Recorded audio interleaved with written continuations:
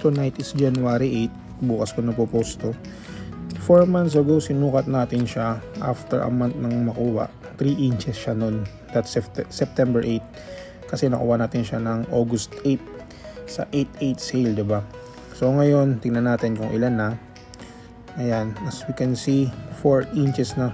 So, about an inch yung nilaki niya. Straight carapace length. Yun. So, 5 months, ganyan na naging growth niya. Kung tingin nyo medyo mabagal, please let me know. And kung may tips kayo kung paano mas mapa-improve or kung sakto lang, then it's good. Ayan. Medyo malaki na siya, oh. Kita nyo naman sa palad natin.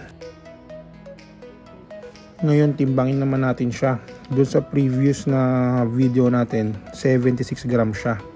Ngayon, 208 grams na siya. Yun ang nilaki niya in the span of 5 months. Ang diet niya, yung mga saluyot, mulberry leaves, tsaka yung pellets. Yun lang. Babayu!